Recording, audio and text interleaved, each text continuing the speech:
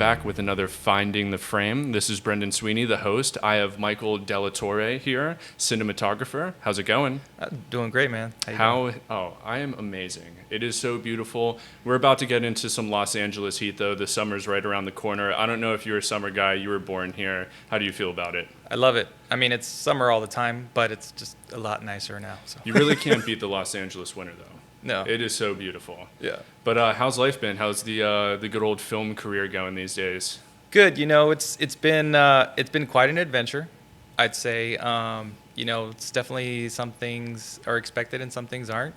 But you know, having projects in theaters is like, it's surreal sometimes. It's like, oh my God, like I just made something that people can go watch in theaters and Absolutely. pay money for, and so it's pretty awesome. And just so everyone knows, he just had a recent project, which we'll get into, Emergency, Amazon Studios film. It just released recently, right?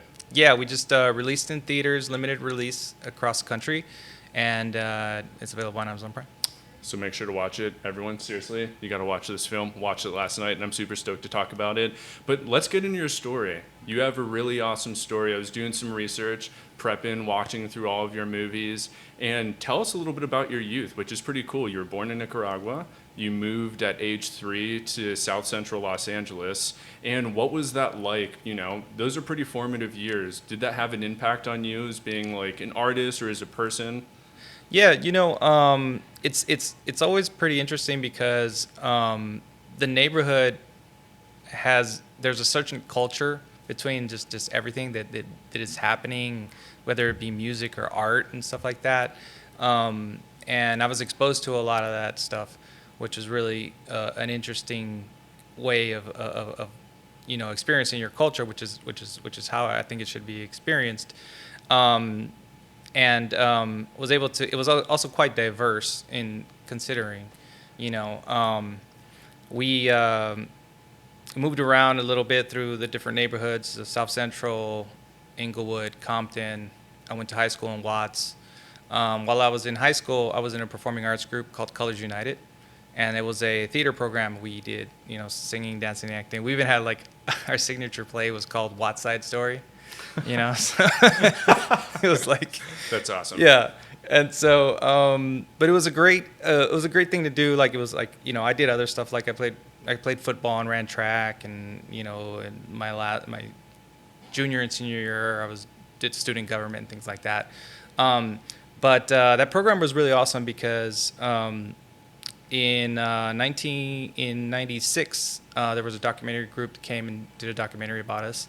The documentary is called Color Straight Up, and it was nominated for Academy Award in 1997. Mm-hmm. So right after, and it followed us, and it was one of those cool things where like not only was I doing like the acting and stuff like that, but then sometimes I'd give them a hand moving stuff or thing, and would start talking to the camera crew and Theo Van de Sand, actually ASC, who was the DP for the documentary.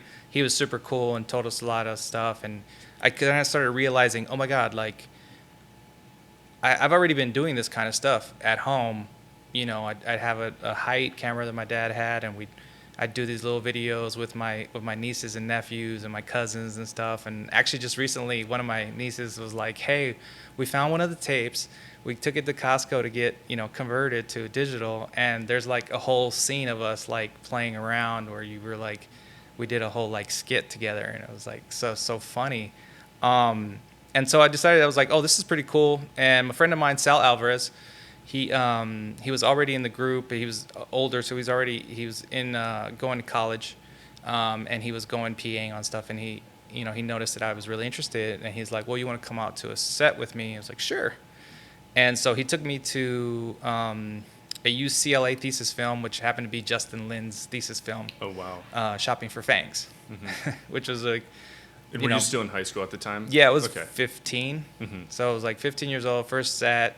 I'm just PAing, doing whatever. Justin needed somebody to be in the scene to kind of distract. Someone's getting robbed in the store, so you needed this convenience store to be distracted. And so me and a friend just kind of like played around to kind of distract. So we're actually in the movie. I'll send you the clip. It's pretty hilarious because I got like, I'm like super skinny, long curly hair, and it's just like, it's hilarious. So from there on, I was like, this is what I want to do. I met more people, and they would call me to go on PA on stuff. And So on that was the weekends. specific moment you knew you wanted to be in film, but not. Yeah. Did you know you wanted to be a cinematographer at that point, or were you still trying to figure out the role that best suited you?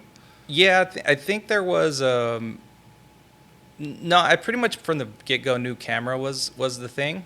I think as I got better, as I got more exposed to the filmmaking part of it, I really started to fall in love with the storytelling aspect and the emotional. Like I can actually affect people with the work that I do. So that was something where it kind of developed because I'm very technical. I come from mechanics and engineers and things like that. And I was the kid at like 4 years old that would take, their toys apart and stuff like that. And I would build other things with my toys. So it was something that like for me, like it was like the cool technical part. And then now like the artistry of it kind of started to meld and started to kind of create this cool, not only just escape, but also a fulfilling thing that's I don't think I was getting in any other way or found any way of getting that. Absolutely. Yeah. So that's during your years of high school, and it seemed like as your high school career came to a close, the next step was to what? Go to film school? Is that the path that you ultimately chose? Yeah. Excuse me. I did a program right after high school called Inner City Filmmakers, which was a cool little summer program. Excuse me. And that was actually, we did a class at Kodak, did some stuff at Paramount. It was very, the exposure was great for us. And then right after that, I decided to go to Los Angeles City College for film school there. And while I was doing that, I got a job at Panavision. Because I was doing because I was literally going like every weekend on something. I was working on something. Even when I was in high school, I was taking the bus to go work on a USC thesis film or AFI thing, whatever.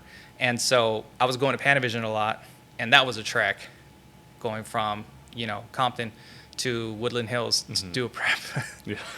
And so anyways, I started making friends with the people at Panavision, and one day I was like, hey, how do you get a job here? And the guys were like, just go talk to Darlene in the back. She'll give you a, application. And, in a month, I got a call back, said, interview, got hired, and started working at Panavision while also doing my film school stuff and also, shooting. And in turn, I didn't finish my schooling just because I was working so much at Panavision. It just was, it just didn't fit in with how much work we were given.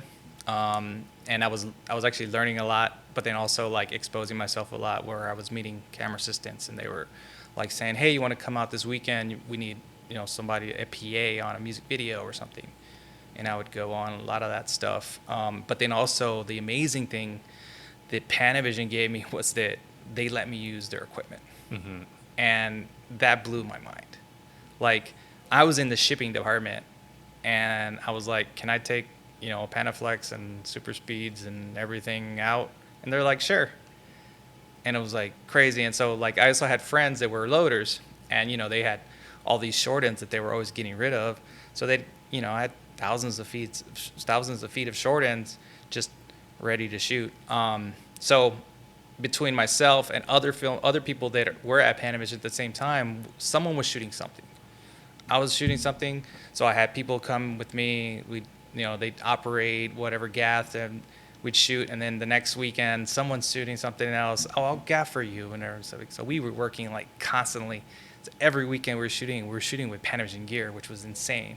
That's awesome. And then I've just built that over the time, and they were super cool at Panavision. I mean, people like Phil Radin, who's since passed a while ago, but like Bob Harvey and Jim Rodebush and David Dotson, like all these people. It's amazing because most of those people actually started in the shipping department, and now they're like vice presidents of, marketing or vice presidents of sales or something like that, and they're like yeah, well, if the gear's here and, take care of it, and let us see what it looks like afterwards, we'll help you out. And so that really became that, and meeting more people along the way. Like I met Carrie, the director of emergency, pretty much like in 2003.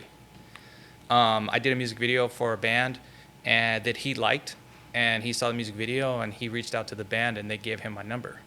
And he just was like, hey man, I'm doing this music video. You want to shoot something? And I was literally shooting as much as I could. So I was like, sure, man. And we met and turned out to be like, we really clicked. I loved his visual style. He had some great ideas. He busted his butt, which I was busting my butt. And I was like, I need to work as hard. I want people that I work with to work as hard as I do. So if you're lazy, I don't want to work with you. And so it was a constant hard work. The work ethic was great. The stuff we were learning, we were making mistakes, but we were learning. And then meeting more people. I met David Yarovesky, the director of Brightburn, in like 2007. And you were still at Panavision. Still at Panavision. Yeah, because you worked there for almost a decade, right? 18 years. Oh, it was more than a decade. Wow. Yeah, I worked there. I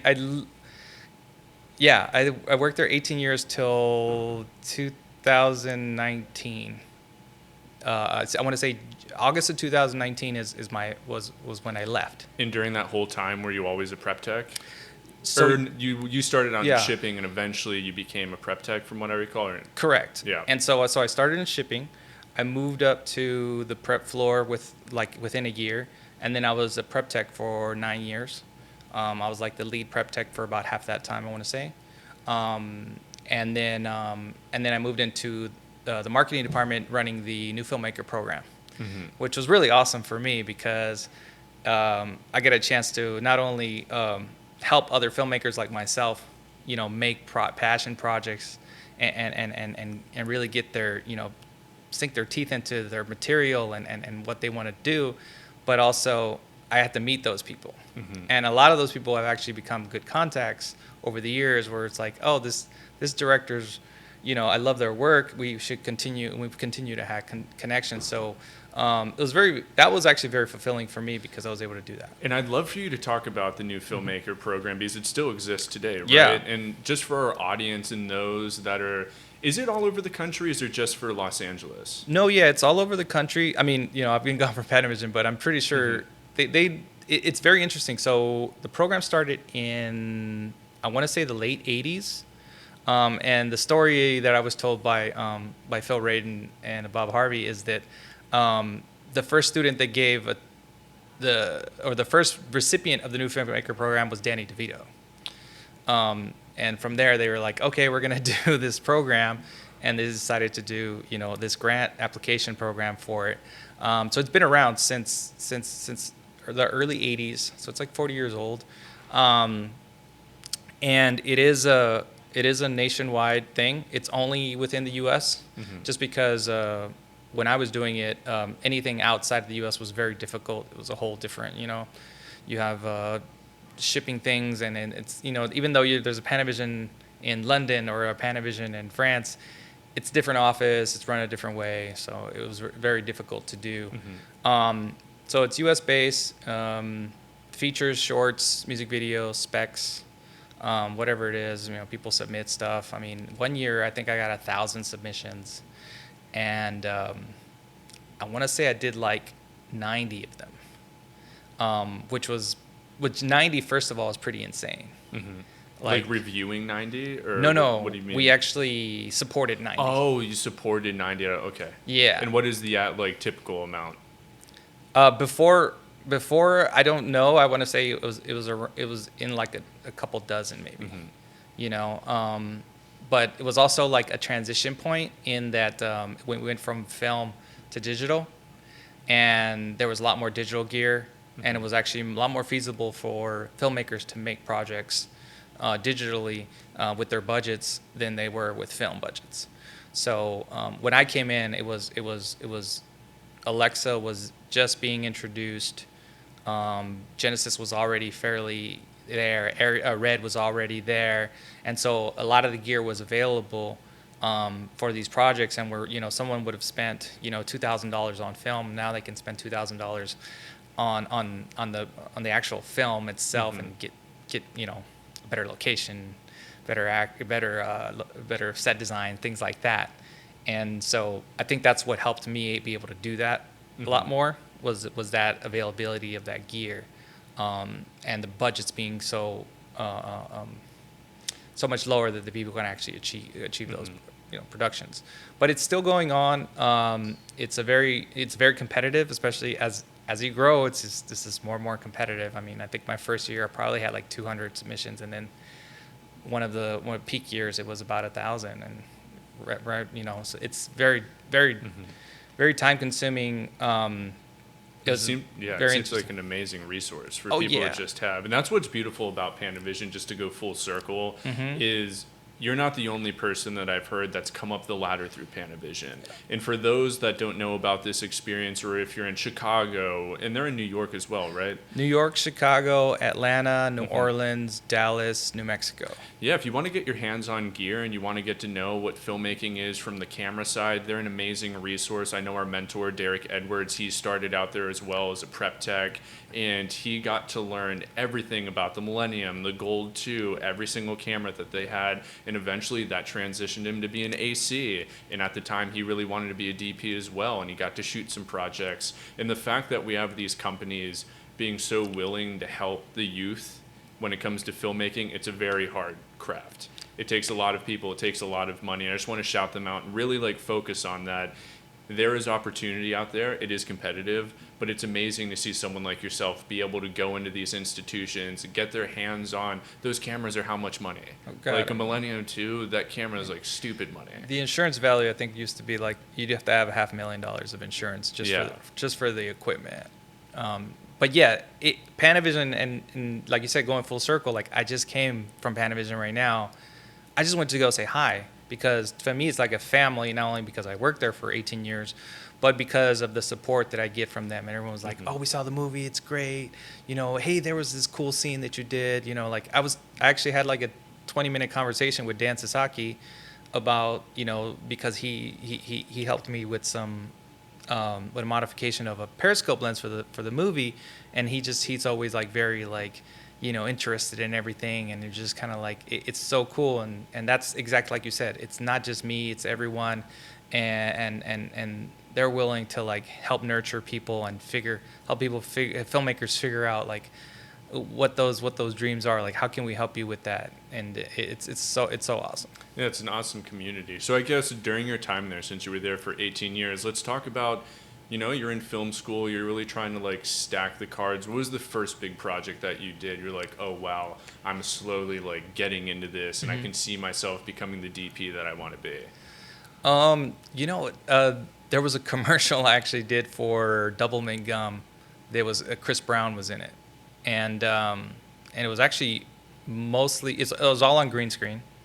And it was just one of those where like everything kind of clicked, was dealing with the client, helping the director. We did a lot of animatics and figured things out of how we were going to shoot this to, the pack of gum, the digital pack of gum flies out of his hand and things like that, and how do we achieve that angle and things like, that was one of those where I was like, okay, this is happening. I think this is really awesome.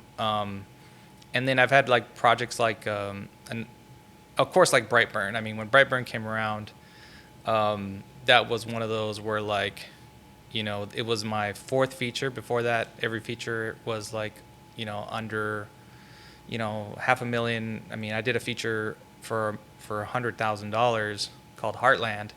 And so when we get to Brightburn and it's got, a decent budget, I think it was like $6 million, and we have James Gunn supporting us, and we have all this, and it's kind of this like cool premise and everything.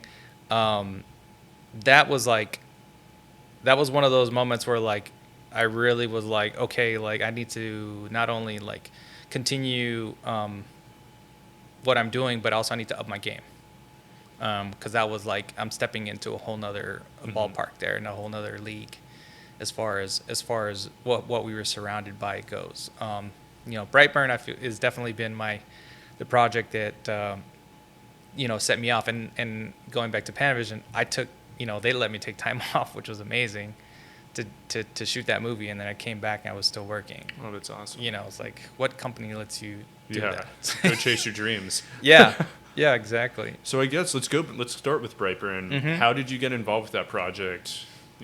Yeah, well, David Yarovesky, director. Like I said, I met him in like 2007, I want to say. A friend of mine was going to shoot his music video, and friend ended up not being able to shoot it, so he recommended me, and we met up and shot a cool video, and then we ended up becoming very good friends, and hanging out a lot, and then just shooting a lot. And again, very, very, I just loved his drive and his vision. He had a vision, which, it's one of those things where there's people that you can see that they have a vision, and you're like, I want to figure out how to get that vision too, and be part of that. And we did, God, I don't know how many dozens of music videos together. It was insane. I mean, lots of them. And I think we did a couple shorts, and then finally, he booked Brightburn, and he was like, do you want to do this? I'm like, of course. And then especially when they told me what it was about, and I finally read the script, and I was like, oh my God, it was like, this is going to be hard.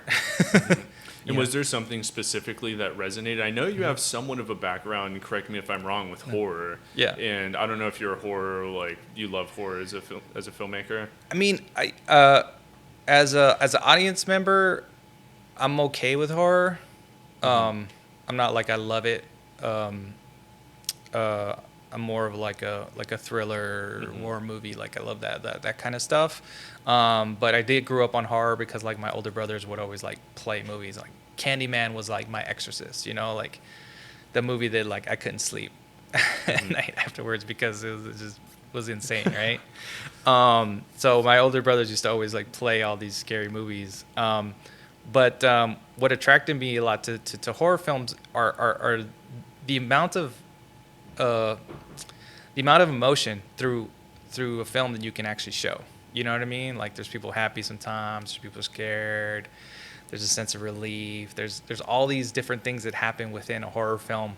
And then there's also this imagination of you've got a little more artistic license in horror films, because you could, it's sometimes, especially with Brightburn, which was this is about an alien, so we done, some stuff doesn't have to make sense.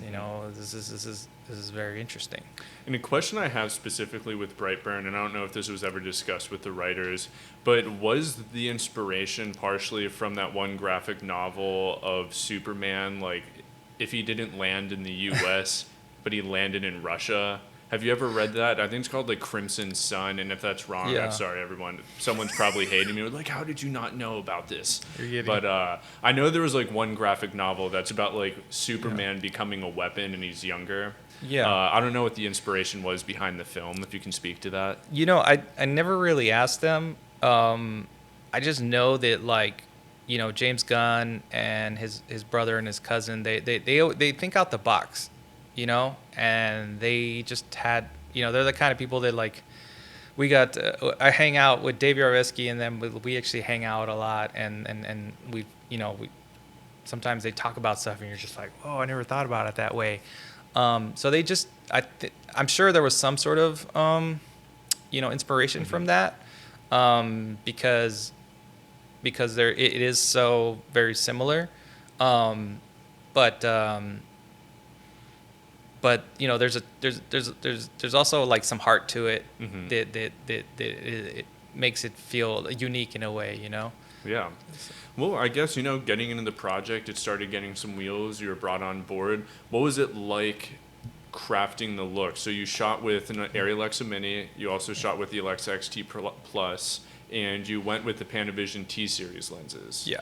I would love to know more about your process of, all right, I'm going into a movie, what you're looking for, what that collaboration looks like with the director to figure out that look. Yeah.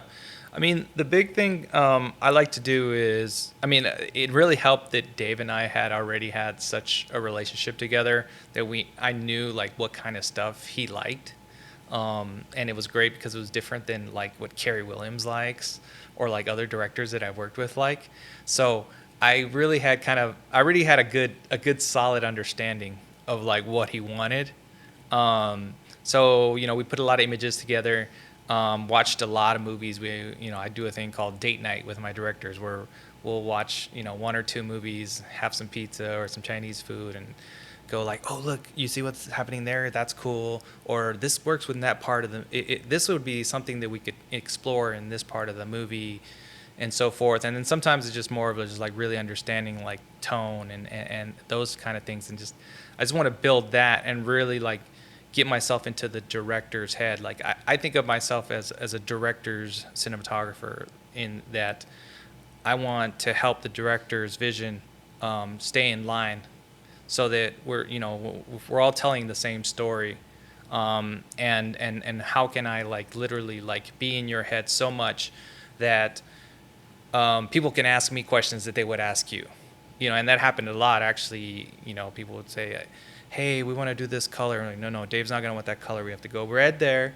And remember, that area over there needs to be clean because this has to happen over there. And he's taking care of other stuff.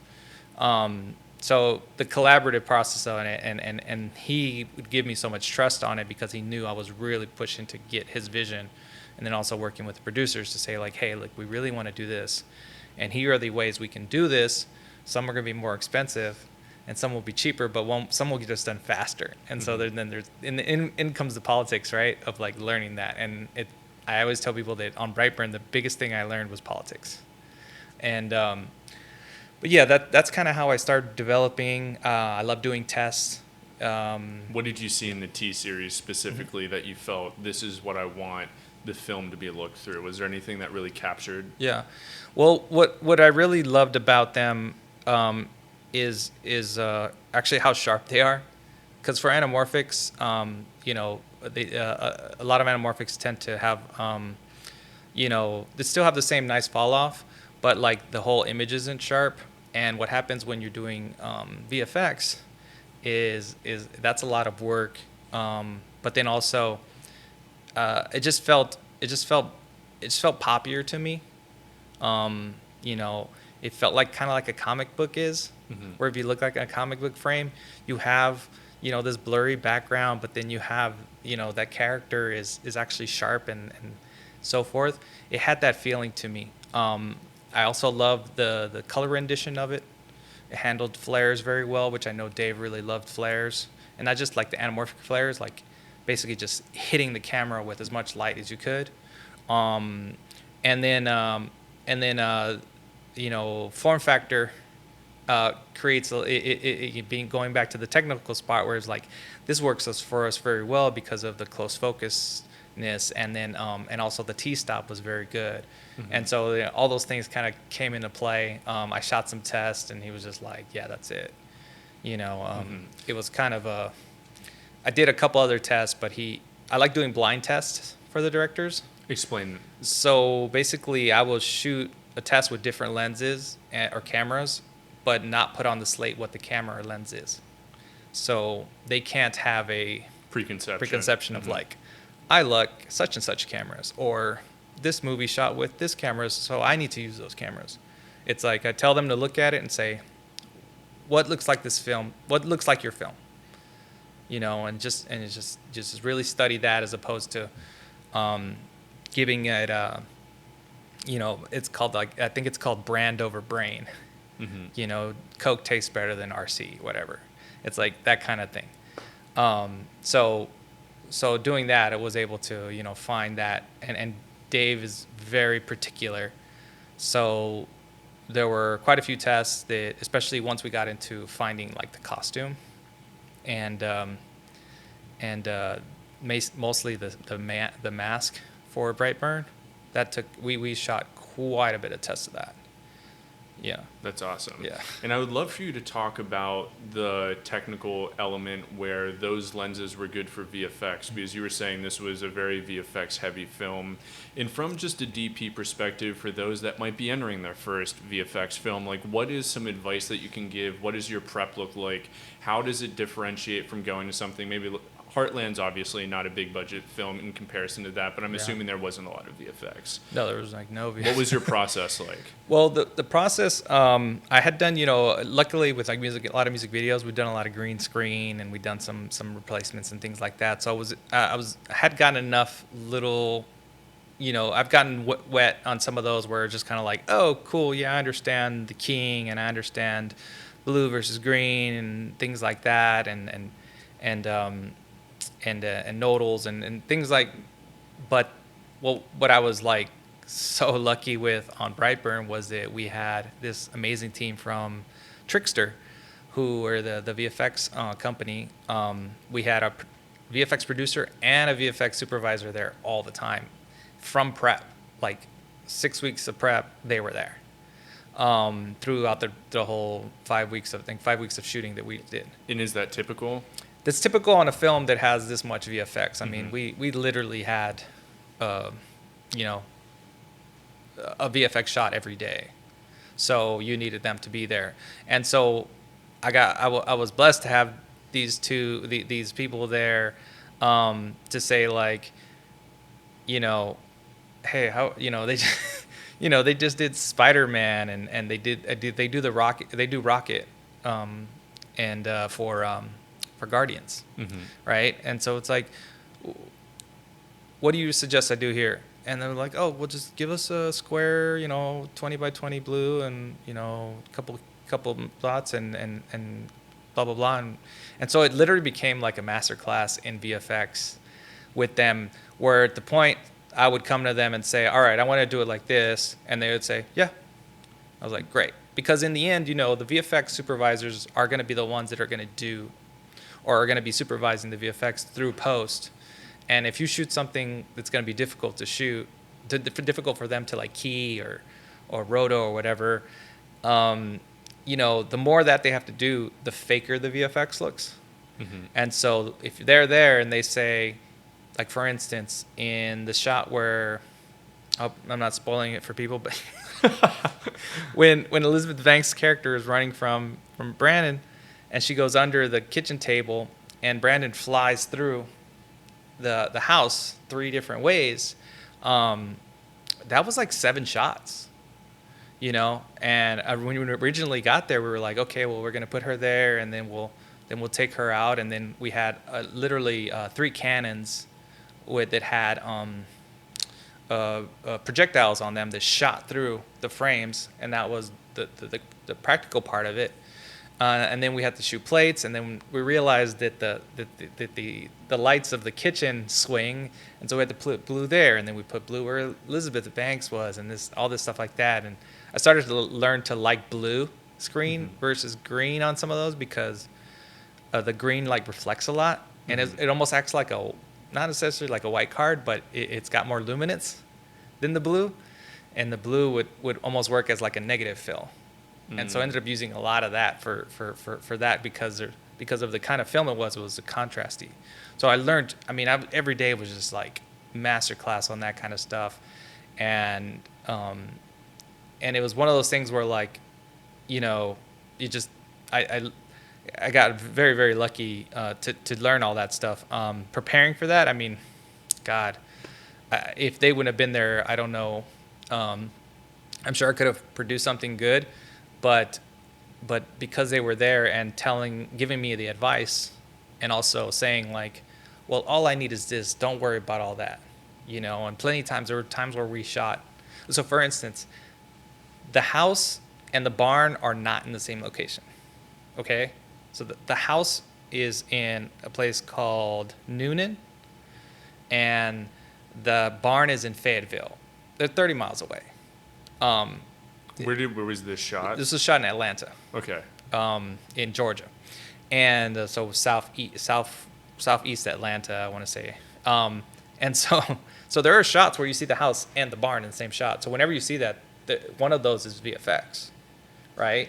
And at night. And then we shot the barn. Whenever I shot plates of the barn and everything like that, I had 3 giant condors with lights on them.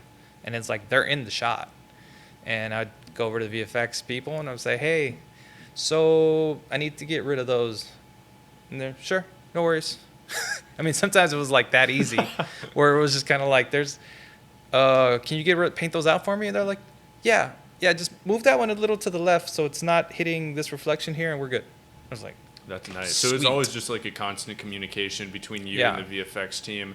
And it seems like, this was your first big project doing VFX and they really aided you through it. And was there ever, just out of curiosity, where you really messed up and you're like, oh, I learned from this definitive moment? That's a good question. I'm trying to think of anything that I mean, they were so good that I never had a really chance to like. If you tripped, they caught you. They were. Time. I mean, because we prepped so hard. Like we had we had everything designed and thought, so that when we got to set, it was more of like we're gonna execute it like we thought, or something changed. We're just adding something different or moving something around. It was very like the planning on it was you gotta be planned. You gotta have your planning like key, because if not, especially on a film like this, it's like, okay, if you're on a Marvel movie and just like, oh shoot, that wall should have been blue. Everyone take a break. We're gonna change this wall to blue. Come back in an hour. It's not happening on a $6 million film where we shot for 30 days, 28 or 30 days. We had a kid who was underage shooting at night. We couldn't shoot him past midnight. So if you can imagine that, you're filming a horror movie at night with a child actor that you can't film past midnight. It doesn't get night until 8:30, 9. So our limitations were really stacked against us. So there was no like time to really like to do that. So yeah. I would love to talk about working with youth talent as well, because VFX is a beast in itself. But like you're saying, now you have a child actor on set. And as a DP, do you have any tricks to help like keep them in the pocket? What are some of like, the methodology that you use when you have, say, youth talent on set? Yeah, I mean, it goes back to kind of planning, but then also like I took one thing I took a big chance on, which was, okay, so the end scene the end scene of the movie in the barn where his mom's trying to find him, right? That was all day for night, actually. And so if you saw the movie, the barn was like it was like a 30-yard barn. I want to say it used to be like a dairy barn. I was gonna say it's definitely for cattle. Yeah, it was huge, and it was all open on the sides and open in the front where the door was, and then open in the back a little bit. And so I was like, you know what? I'm just gonna tent the whole thing. And we ended up tenting the entire building so that we could shoot day for night inside the barn, because we couldn't shoot the kid past, plus I think you have 8 hours, I want to say, minus school, minus lunch, so you really have them for like 6 hours on set. And so it was really a lot of like, at first I was like, oh man, this is gonna work. And actually one day, the day before we go to shoot that and they were rigging it, there was a huge windstorm and it almost blew everything off. And so that next morning the next day we're trying to start figuring out our shots, and the guys are up still trying to like bring everything back down. So it was it could have backfired on me in that it would have got blown off, and then we're like, what are we doing now? Because there was no way to shoot it other way. It's all about that planning. Saying a lot of times we shot Brandon shot first. We shot Jackson Dunn first, and then if we did an over, we did it with his photo double, which would help, especially if he was in the costume. So we had a photo double just in the costume, and that helped a ton. So we'd be like, oh, that's just our photo double, and figure out. I shot list pretty extensively, so in the shot list I'll say, okay, we're gonna do these 4 shots with Jackson. Jackson can go to recess or lunch, and then now we can do these shots with the other actor, and a lot of the other actors understand, like, they don't want to play to someone who they love to play to the actors because that's what you want to do. But when you're limited to that, it's just about planning, and then sometimes it literally just comes off to the last minute of like, okay, cut, all right, let's get out of here. They're leaving right as the time goes. Jackson was awesome because he just was there to work and was super cool, and like actually would ask like questions of us and say, hey, so if I'm over here, what's gonna happen? Like, am I in the shot and things like that? And sometimes I'd show him the lenses and be like, look, this is how tight you're gonna be. Look at this, and he would, oh, okay, cool. So he'd understand awesome. A little more, and he was, I mean, I want to say he was like 12, 13 years old around the time, and he really was just kind of like a super professional. We'd kind of like treat him like the little brother every once in a while and mess with him and stuff like that, but and have fun, like, and show them that we're also having fun too. We're not like going, it's just like crazy, doing something crazy. Like, this is fun. Like, that's awesome. Yeah, it seems like Brightburn was a really awesome formative experience where you got to have one, it's your like bigger budget film. You got to work with VFX, learn from some great VFX supervisors. You got to work with a child actor who came ready to play with you. It wasn't something where it was like torturous during the process, but the logistics of it really helped shape you, it seems like, as the cinematographer. Oh, absolutely. I mean, it was like, I mean, I'd like to think that I've prepared myself for those moments, and was able to, like, be ready for that. But it turned out to be a very important key to my career and just my overall filmmaking ability. Well, I want to talk about your next film because this one also has a lot of logistics in it with practical effects, and that's Studio 666, which this was directed by BJ McDonnell. That's how you say his last name. So I watched this film when it came out, when was that? Like back in February? Yeah, mid-February? Oh, yeah. Something like that, yeah. What is that on? Is it on Amazon? Right now it's on, no, I think right now it's on like the VODs, so like iTunes and wherever you can purchase. I think it's for purchase or for rental. Yeah, and let's talk about this film a little bit because it's fun. It has the Foo Fighters. It's about them making, I believe, their 10th album. And they're going to a mansion which is haunted. Very gore fest, very like throwback to 80s like B horror films in a lot of ways. And I would love to talk about what it's like working with practical effects, gore, and a lot of these set pieces that you don't see as much anymore. Yeah. And was this the first time that you've done a project like this? Yeah, I mean, with Dave Yarowiecki, sometimes he would like to do a lot of stuff practical too. So I had done some stuff like that. This one was just the scale was a lot bigger, but then also being that we were working with the Foo Fighters, not only with how everyone came like with their A game on that one. You know what I mean? It just was kind of like, because when Dave comes in, he's coming to work and he's doing Dave. Dave Grohl. Yeah, when Dave Grohl comes in 110, and you want to reciprocate that to him. And so we were doing that, and it was a lower budget film. I don't even know the budget. It's definitely much lower. But when I met BJ was like, he had all these great ideas and he had a vision. And again, going back to like, I love working with people who have a vision and understand like, what they want to do and how can I help them make it better, right? And the fact that like you're doing practical stuff, there's some VFX in here, but it was all just like, and it was also very much since it was not a studio film, it necessarily didn't have anyone we had to check in on, right? It didn't say like, hey, so we'd like to do this, can we do it? Well, let us check, blah blah blah. Like, it was like, no, we want to cut someone's head off with a Zimble. Okay, cool.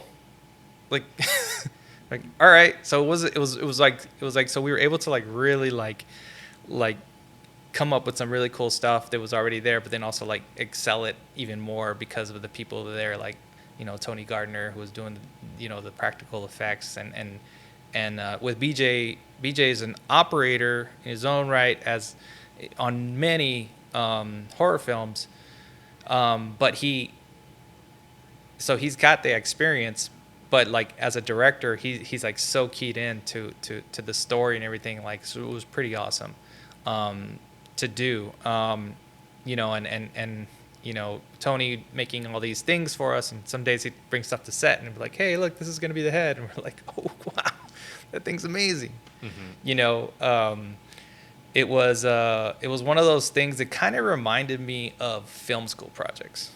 You know, like when you were like super like the beginning of film school when everything was just like I only care about film, and and it's like you had all your friends come over and everyone's like doing something, and maybe you're sleeping in the same house, and then you're waking up and then you're shooting again the next day. Like that's kind of what it felt like. It felt like everyone just had this amazing energy of like this is gonna be so rad, and we're having so much fun doing it that it just I did it. I told you it's gonna happen once. Everybody, I'm surprised I haven't done it yet. Honestly. So like, yeah. So we all just had a blast. Although logistically it was a pain in the ass because that house which I don't think is here anymore, is in Encino, is like 4-tier house on the side of a hill, and so there was no way of getting anything up logistically. So it was literally like climbing Everest every time. Damn. We had to go like, okay, now we're shooting up here, and just like It was like a little Werner Herzog film. You're just carrying your stuff everywhere. everywhere, man. So I think one of my electricians said one day he turned in 30,000 steps, You and gotta work out. I was turning in like maybe 10, and I was going everywhere. So I was just like, okay, we got to work out. We ate well and we slept well on that one. That's awesome. And let's talk about what the collaboration looked like with the makeup team in lighting. How important is lighting for practical effects and making sure that looks well? Did you spend a lot of time studying how to do these setups? What did the process look like? Yeah, well, like I had actually just come off a film called Books of Blood that I shot in Nova Scotia, and so it kind of like was still very fresh in my mind, and also just kind of like with my gaffer, we had already like kind of like we just already kind of have a rapport and we kind of understand like this is what looks good. And again, going back to like Tony's stuff, like it just looks so good that you could literally just put something up and it's like that looks great. All right, make an adjustment here. Ooh, that's better. Because it really does make a huge difference when you have that level of prosthetics and other things there, because what happens, you end up having to try to hide it with lighting or something like that. But when they're that great, you're just kind of like, man, I just do what I regularly do. This film came out very fast. I literally met BJ. We went to the house. The Foo Fighters were still recording there. They actually recorded their album at that house, and they were finishing up and starting to move the gear out. And we started talking. We went around, and he told me all these things and stuff like that. And he literally was like, "You want to do this?" And I'm like, "Yeah." And so he hired me, and we hit the ground running. We had about 2 weeks of prep, so it was practically no time to prep this size of a film. And we went right into it. Got a chance to do a small test for him, but he kind of just was like, I trust you, just do your thing, and we'll go from there. So he gave me a lot of latitude in that sense, and a lot of support. And sometimes I'd come up and I'm like, hey man, I'm still working on this thing. He goes, dude, it was great. Like I'm like, all right, let's roll. Like, What did you shoot this project on? We shot it on Alexa Minis and Panavision Zeiss Super Speeds, which are just kind of like a go-to setup that I've had for a long time through Panavision that I've like always known, like, okay, I know that looks good. It was also, again, we were like a fairly low budget film. So it was something that I knew, like, okay, we can afford this, you know, I think it was also a very busy time during, you know, the industry. And so I was like, dude, this look great. I'm going to just, you know, make this look as good as I can. I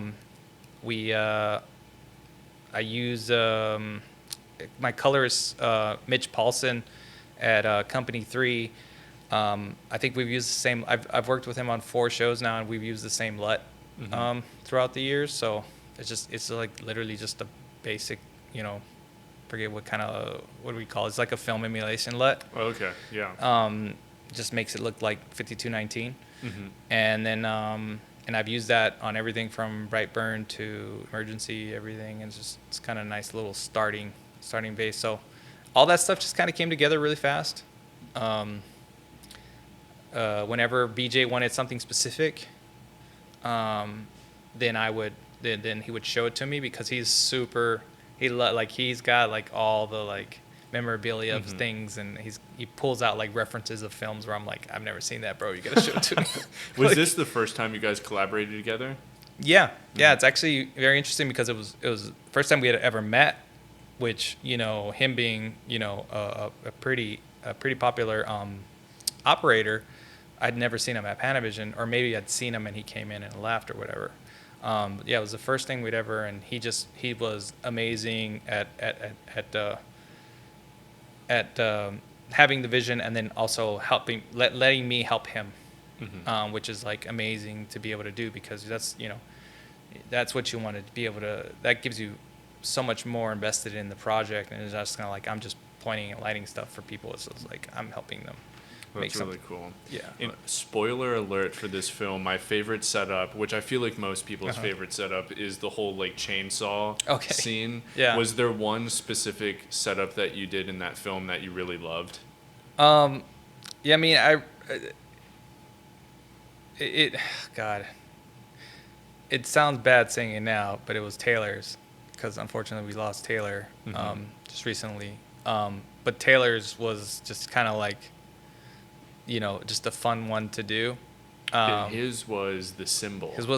Yeah. Yeah, and you know, we did the throwing the symbol, and they had like a half a symbol in the wall, and he stuck there for a minute, and then we did all the this is where like, it's also my VFX, like this is where like I was like, okay guys, this is what we're gonna do. We're gonna do blue here, we're gonna do this, and like, so I really like, I already knew what we needed to do. That's so great. From the Brightburn experience, it was just kind of like super like, okay, cool, boom. And it just was it also was a very like a great scene between Taylor and Dave, just in general, like the two drummers going at it, you know. I actually didn't shoot the chainsaw part. Okay, so Oh, that's right. There was another DP, and that's a question I did want to, but go ahead with that. Well, yeah. So basically, I shot the first part of the love scene with Whitney and Rami, and then because of the way we had planned the gag, there was going to be a couple 100 gallons of blood, and so we couldn't shoot it in that location because we would have ruined the house, right? So we ended up deciding to build an exterior location where we were going to do that cut. And then I think this is like day 20 of 26, and COVID hit. And they're like, hey, guys, we got to shut down because COVID, blah, blah, blah. We're like, what? So that night, we actually ended up shooting part of the end fight scene with him and the band manager. So we shot the last part of the fight, and then we shut down. Tried to come back on in July, but that didn't. So this is March, right? So they tried to come back in July. The numbers went back up. People were like, no, we can't do it. And then it came back up in August, and I was gonna go on this other project, and then so I ended up having to not be able to do it. The other project ended up going away, so it was like just a very like ended up being like the worst thing that could happen, because I was like, oh, well, I'm already signed up to this other thing's happening, and it didn't happen. And I was like, all right, well, I still was a supportive person. Like I went and I actually like talked with our other DP, Eric, and I said, hey, this is how we did this. We're going to do this. We planned this like this. And my gaffer and my whole crew was on it from the other thing. So it was very much kind of like we just took everything and they said, okay, this is how we were finishing these parts. So, yeah. And whenever sometimes they'd call me and say, hey, we were remember, do you remember how we did this? I was like, yeah, this is blah, blah, blah.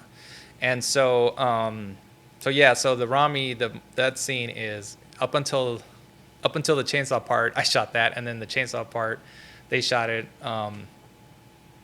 8 months later. That's crazy. Like that. Yeah. Dang.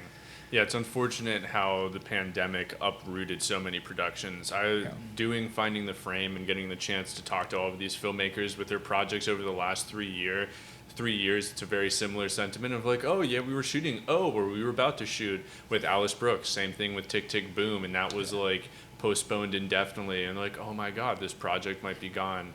But it's amazing to see that you guys were able to come through, and even though you didn't finish those scenes, that you could still be there to aid with all of the questions. And that's really awesome. That film is just so much fun, just for all of the gore, and you even from the get-go with the like hammer and the girl that's crawling on the ground. Like, okay, yeah, I'm ready for this. Let's see some blood and guts. And so that came out back in February, and you wrapped that, and then was it Emergency right next when you were going into that? Or you just have some time? No, that was that was basically, 2020, the year that existed but didn't, right? I ended up doing like a small spoof commercial with the Foo Fighters. It's called like where he drank a lot of coffee, Fresh Products or whatever. And a couple little things here and there, but I didn't have a project until 2021, which was Emergency. And how did you get wrapped into that film? So with Emergency, it goes back again to like that old filmmaker friend that I've been working with forever, and Carrie Williams, and that what ended up happening, the way actually it started was Carrie did a program called Project Involve through Film Independent, which is an amazing program, and if anyone doesn't know about it, it's just a great program. They choose 5 directors, 5 cinematographers, 5 writers, 5 editors, and 5 producers, and they basically mentor them. They bring filmmakers in to speak to them. And then they can do a short project, right? And so like the writers will write something, and the directors pitch to the writers like how they would direct it, and then they team up with the producer and everything like that, and then they have all these teams to shoot these shorts. And so Carrie was in that program in 2017, and he called me up. He's like, "Hey, man, I'm doing this project, but I got to use the DP from the program because that's how the program works." I was like, "Yeah, no worries." He's like, "But we need some help with crew." I'm like, "Dude, I'll go help you. I don't you're my friend. Like, I'll go help you guys." Ended up being very helpful for them, mostly because they were having a hard time to get crew, and I was able to I think we shot 3 days, and every day I brought like different people in to help me. So we were able to help them finish it, and so I ended up gaffing the short for them. And when they told me what it was about, I was like, "Oh yeah, this is okay, cool, let's do this." And so then the project got built up steam. They won the Sundance Award, they won a South by Award, and everything like that. And the interesting thing is that because the cinematographer, actually Joe Mofrey, because of the pandemic, he got backed up, I guess, with other projects, and things moved around, and he was unable to do Emergency now, because he has the first shot at it because he shot the short. And Carrie's like, "Well, unfortunately, Jomo can't do it, but fortunately, that means, we can interview you because we have to do the interview process." Like, sure, let's do it. And so, I came in and met with them, and met with Temple Hill and everyone, and just kind of was like, this is I want to do this. This is a very, I think for me, one of these projects that not only can I bring a lot to it because of my experience with my filmmaking experience with Carrie, but just like just my passion for helping tell this story will be a lot. And so, Carrie was just kind of like, he was just very happy, he was very happy to be able to work with me, I think, because, again, it helps to have that feeling of like, you're someone, who is going to be there to like make sure you're doing everything. And also watch your back just in case, like, hey, there were many times where I'd be like, this is going to happen. Like, for instance, we're shooting at night. Everything's going to go a lot slower than you're used to because, first of all, we have 60, 70 people on set in the woods at night. This isn't going to be us quick running and grabbing this thing. And things like that, like anticipating and knowing, like, you're going to have this much time because of this, and this transition from this location, things like that. There's like, people don't really like, you just kind of don't understand, and then until it hits you, and then sometimes it can be devastating on a production where it's like, oh, well, you're in the shoot, you shot the shot, you get to shoot the shot, and then that's it, because we're never coming back here anymore. And it's like, wait, but I got a whole another thing here. It's like, yeah, we're not coming back here anymore. So I think that was where I feel like I was trying to be especially very useful and very like, hey, like, I don't want to call it educational in a sense, but like just kind of like giving the heads up, like, this is what you want to understand, having already gone through enough projects where I had those things happen to me.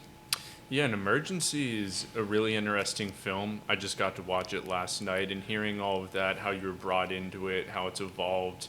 What's amazing about Emergency is it does a great job of having that situational humor.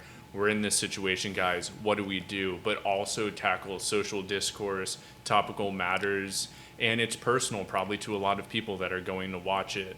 And as you started getting into the process, right, there's a lot of characters. We have, to go through some of their names, we have Sean, which is R.J. Klyer. That's how you say his last name? Yeah, Kyler, yeah. Kyler.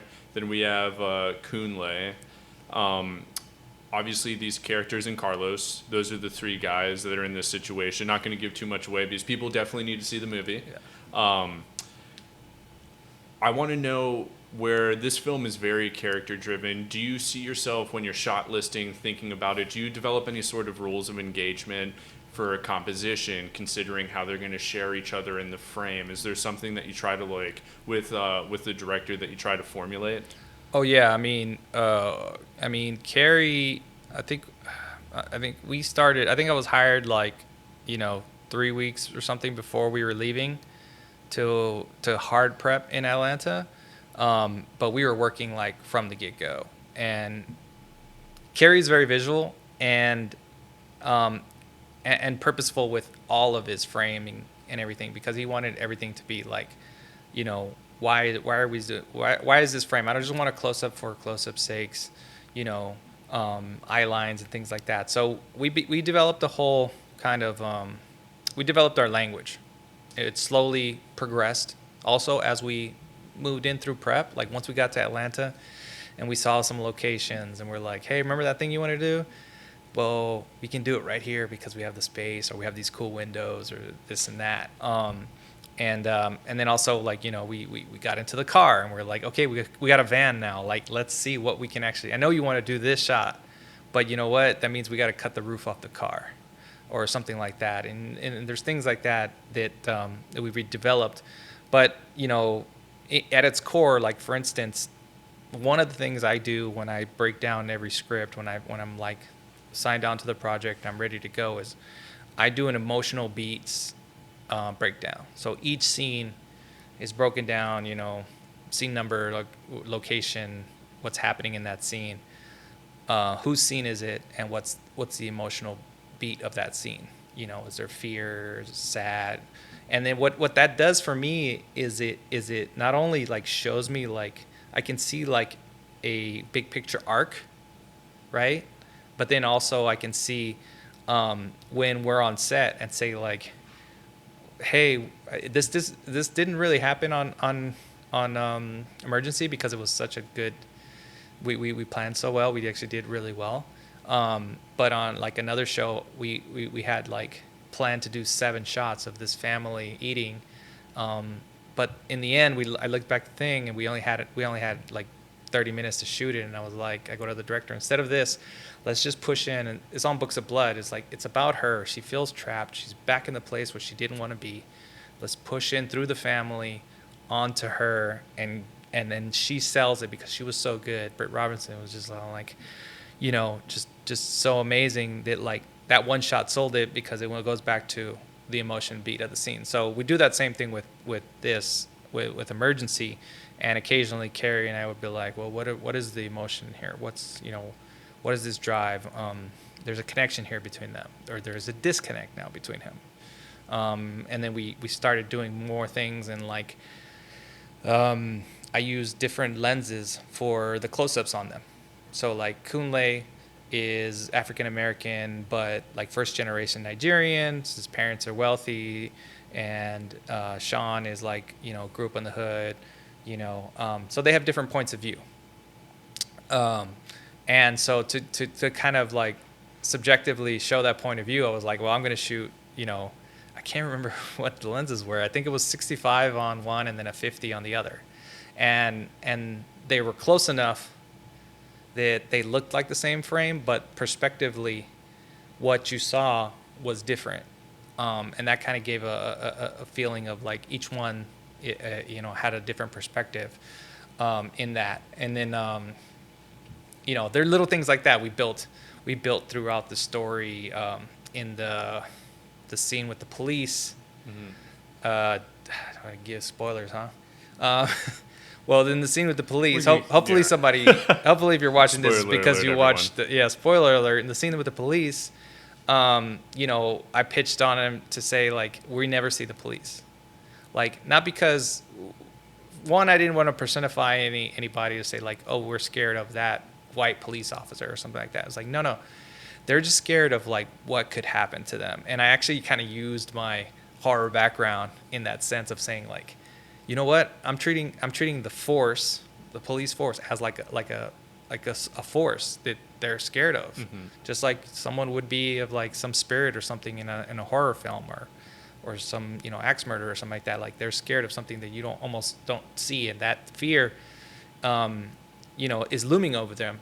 And so there's a lot of stuff where we use that, where it's just kind of like there's this fear, and we see pieces of it, and we see pieces of the police, but we don't actually see their faces, because it doesn't matter. Like, it's not about those officers.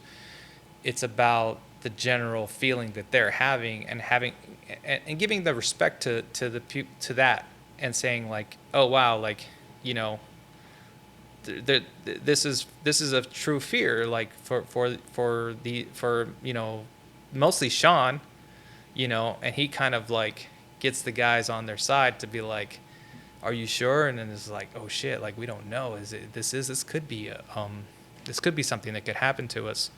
So there were things like that. I just want to speak specifically to that blocking too. Yeah. The way it goes from Kunle and the resuscitation to him getting pulled out. Yeah. And I didn't even notice that until you mentioned, oh, we really don't see the faces of the police officer. Yeah. And this is all in the third act, and like we said, spoiler alert, but it's amazing how you used your sense of composition and rules of engagement, how these characters are playing within the frame, but also these additional characters that come into the story, which are the cops, and how that carries through to like the final moment of the film, because we hear them now at the party, or they're now at the party, but we hear the siren in the background, and then that's another like, oh, we're not actually going to show it, but we're going to use the tools to personify what this omniscient character is, which is the cops. I just thought that was really like key to talk about, because that made the third act so good, and it really like underscored the whole point of the film.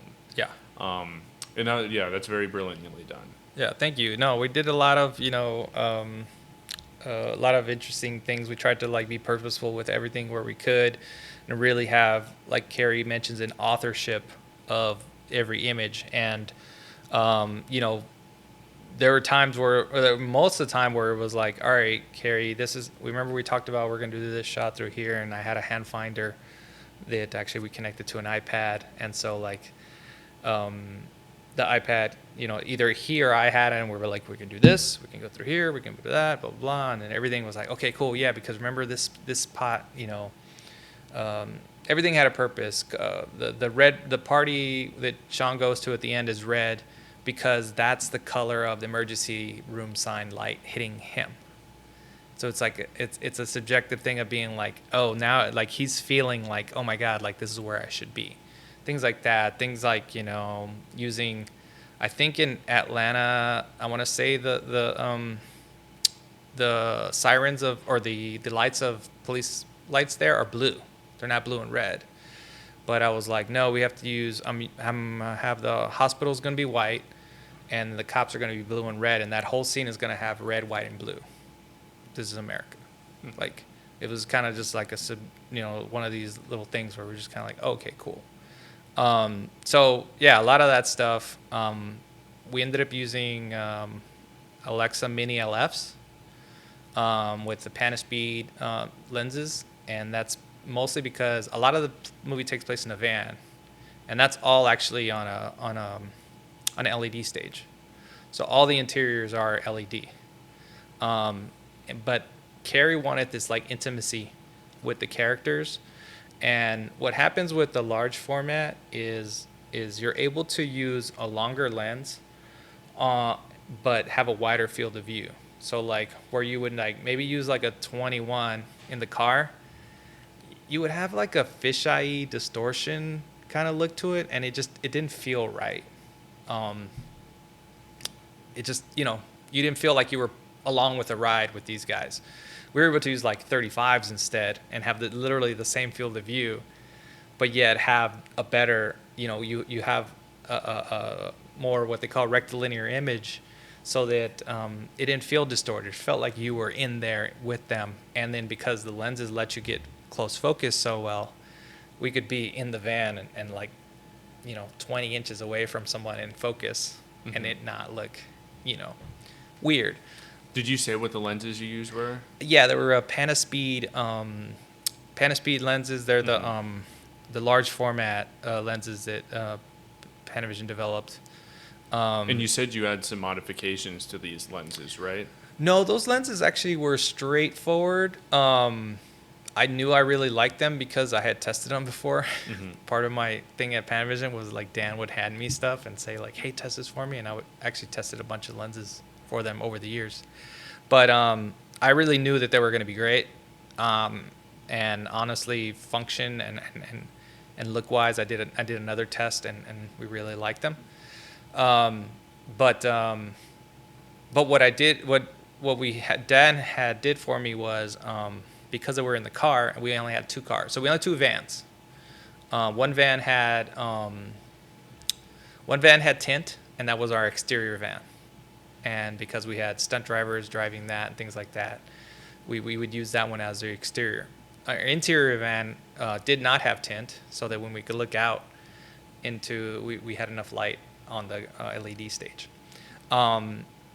So because we only had two vans and we were shooting way out of sequence, we all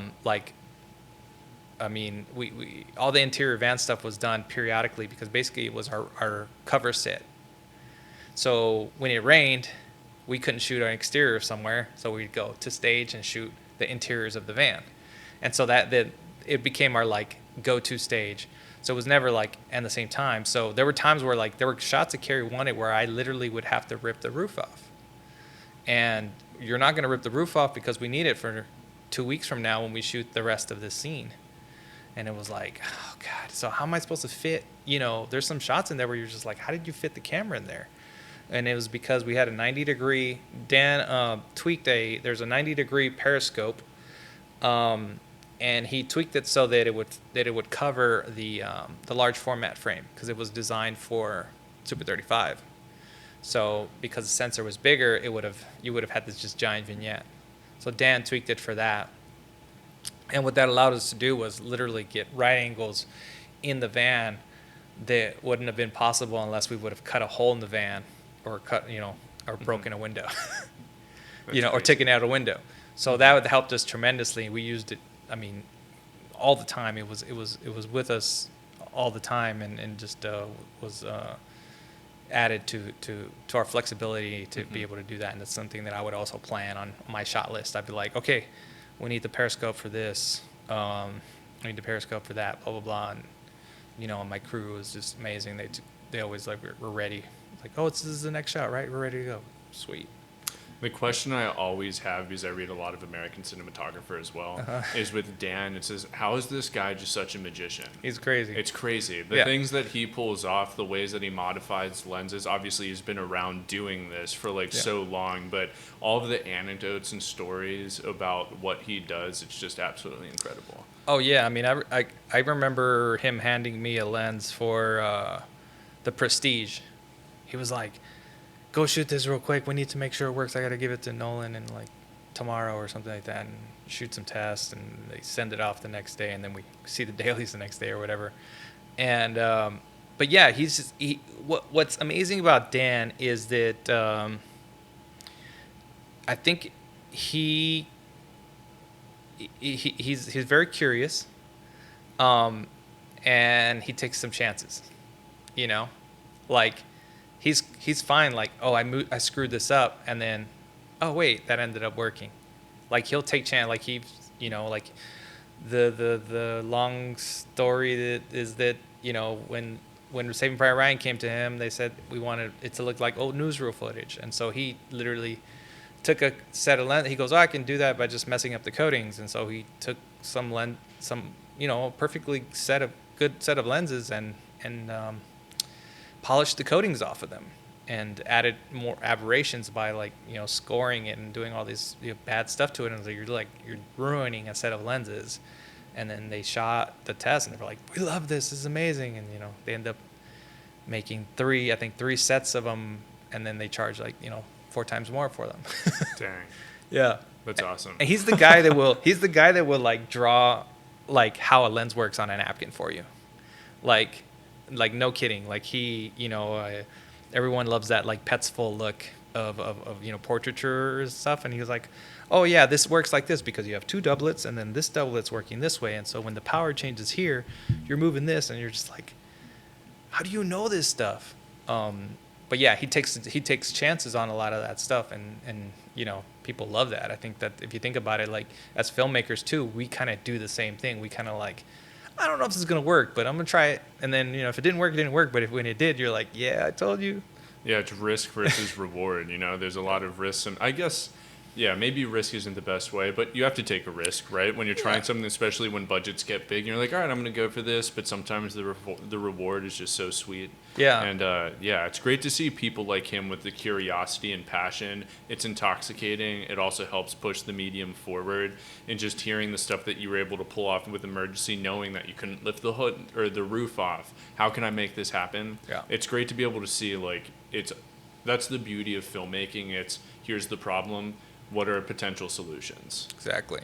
Yeah, and honestly, being able to it's funny because I always think about it as I'm so my technical stuff. I love taking stuff apart. I have 3D printers. I have all this stuff I love making things, but then also with I also I'm an artist. I draw. I used to draw a lot as a kid, and I still draw. And it was one of those things where it's just kind of oh, I can take all these things together. And if you look at I always say look at Leonardo da Vinci and Michelangelo. They were engineers, and they understood everything they wanted to do, but then also took risks on some of these things because they knew how the things worked. And that's why it works for Dan, because Dan knows exactly how the lens is supposed to work, and because he does, he can then tweak it, right? It's know the rules, didn't break them. So he knows how it works, and then he's able to go oh wait, I'm just gonna pull this out and check this out. Mm-hmm. So it's pretty awesome. It's pretty inspiring. Yeah, that's very inspiring. Well, here's a question that I ask everybody that comes in. Yeah. You've had an amazing career and you're about to do some even more dope stuff. I know, you're definitely going to be back in this chair and we're going to be talking about it. But retrospectively, looking back, our audience is a lot of filmmakers that look up to you and they want to know how to get the start, or maybe they're going into their first feature film. What is some advice as a cinematographer? Do you have anything that you would love to say? Yeah, I mean, I would always say that for me, it's be passionate about what you want to do. it's a very fortunate thing we get to do. Like what I get to do, I'm very blessed and grateful to be able to like get paid to play make believe, you know, and it's something that a lot of people can't don't end up doing because it's just such a difficult thing to get to. But you have to be passionate. You have to have a vision. Every project I feel takes a piece of me, and that's in many ways. And that's it's just not only my life, the time you spent working on it, but then also like the time away from loved ones, you know, emotionally, like what you go through, and each project has to be worthy of that for me. And I work really hard at making sure that because they are worthy of that, that it reflects, you know, what I'm doing. And so, you know, the key when you're starting, especially, is just try to find those people that are like you. If you work your butt off and they work their butt off too, that's going to be someone that you're going to want to work with. If every time you're talking, you guys are like, you know, like building this community of people. Like I say, I love, you know, I love Scorsese, but I may never work with Scorsese. But I'm working with directors that eventually people are going to be like, I want to work with those directors, you know. And so build that community, shoot as much as you can, really study. I mean, it's so amazing. We have things like this where people can look at and be like, oh, okay, this is how they did that, or this, you know, like before we just kind of like watched stuff and been like imagined like, oh man, I guess maybe they did this, or I don't know. Now you have actual, you know, material. You have people like Shane who like shows you all this stuff along the way, and you're like, okay, great. So the material's there. It's just about putting the work in, and about having the time, and then having the patience. You know, I don't feel that I was a cinematographer until 3 years ago, when I left Panavision, joined the union, and was on a feature film, and I had an agent. I'm like, this is it. Like I'm not the guy at Panavision that shot stuff. Like I'm a cinematographer now, and I'm 43 years old now, and it's like, wow, like it takes time, it takes a lot of work. Stuff isn't gonna go right a lot of the times, and you're gonna run into pitfalls. You're gonna run into, you know, the imposter syndrome many times. You just got to keep going. I've never looked at it as like a, you know, I've been fortunate to have these opportunities, but I also make my opportunities, and don't say like, oh, well, I can't do that. I was like, yeah, you can do that, but you got to go out there and do it. And that's part of it. And the hard work, you know, like I can't stress that enough. It's a lot of hard work, but like when you get to see your film on a big stage, like on a big screen, and you get to feel people around you actually like have emotions on the images that you create, it's just everything. So, you know, I was telling people, just keep at it. It'll be hard, but it'll be worth it. That was so beautifully put. Seriously, Michael, we really appreciate you coming by and everything that you've done so far, and the wisdom that you've given to the audience that's going to be living this. It is so appreciated. And just thank you for all of the work. And we can't wait to see what else that you're going to put out there. For people to keep up with you, you're on Instagram. Are you on anything else? Drop your handle now. Yeah, just Instagram, DP_Mike D. That's awesome. And is there anything else that you want people to know about you? Any other upcoming projects to keep in mind? Yeah, I got a TV show coming out produced by Ava DuVernay called Cherish Today that's coming out. And then I've got a couple other projects that I can't quite talk about yet, but, you know, maybe we can talk about it then. Absolutely. You'll be back in this chair. Well, everyone, make sure to like and subscribe. This is Brendan Sweeney here with another Finding the Frame. It's been awesome. We'll see you next time. Thank you, everyone. We're out. Yeah, thank you.